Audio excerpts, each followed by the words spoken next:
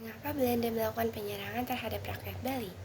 Sebelum itu perkenalkan, nama saya Roide Sabita dari absen 27 kelas 11-2. Baik, perlawanan rakyat Bali terhadap penjajah dipicu oleh kedatangan Belanda di Bali pada abad ke-19 yang membawa penindasan dan eksploitasi terhadap masyarakat Bali. Perlawanan tersebut juga muncul sebagai respons terhadap upaya Belanda untuk mengubah identitas dan budaya Bali, serta sebagai bentuk semangat kebangsaan dan cinta terhadap tanah air. Masyarakat Bali berjuang untuk mempertahankan keberadaan budaya Bali yang kaya dan unik, sambil terinspirasi oleh gerakan perlawanan nasionalis di Indonesia dalam upaya mereka untuk mendapatkan kemerdekaan dan otonomi dari penjajahan Belanda. Nah, perlawanan rakyat Bali terhadap Belanda ini mengalami 3 tahap atau 3 masa. Masa yang pertama terjadi pada abad ke-19. Perlawanan rakyat Bali masih bersifat sporadis dan terfokus pada wilayah tertentu. Perlawanan ini dipimpin oleh kepala-kepala desa dan tokoh-tokoh agama. Belanda menghadapi kesulitan untuk menguasai Bali sepenuhnya karena medan yang sulit dan semangat juang rakyat Bali.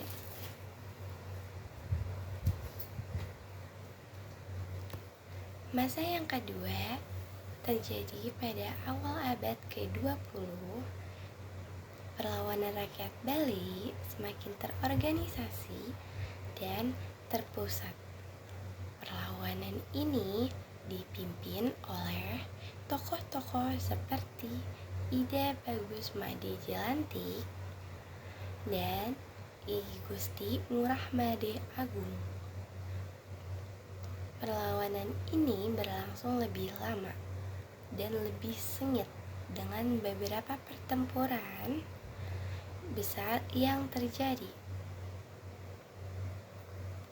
Masa terakhir disebut dengan Perang Puputan, merupakan istilah dalam sejarah yang merujuk pada strategi perang terakhir di mana pasukan bersedia bertempur hingga titik darah penghabisan.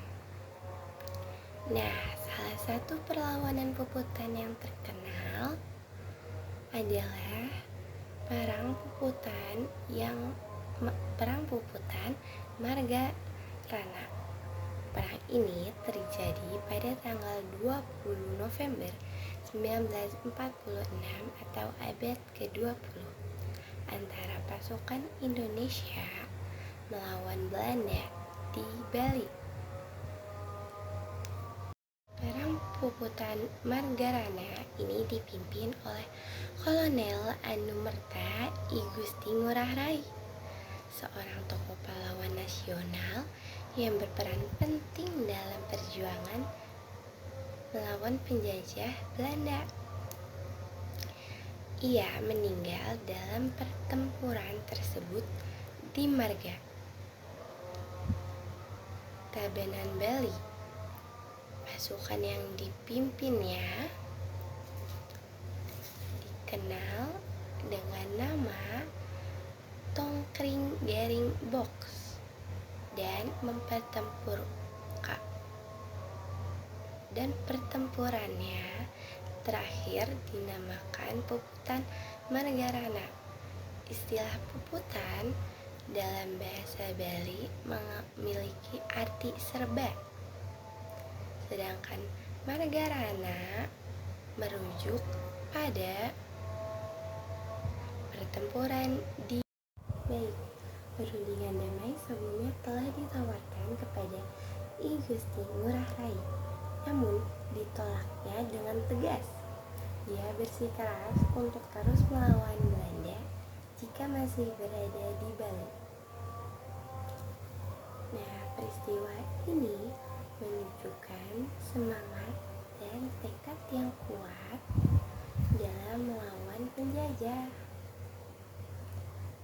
Demi kemerdekaan Indonesia, Perang Puputan Margarana adalah salah satu momen bersejarah yang menunjukkan semangat perlawanan dan pengabdian para pejuang Indonesia dalam melawan kolonialisme.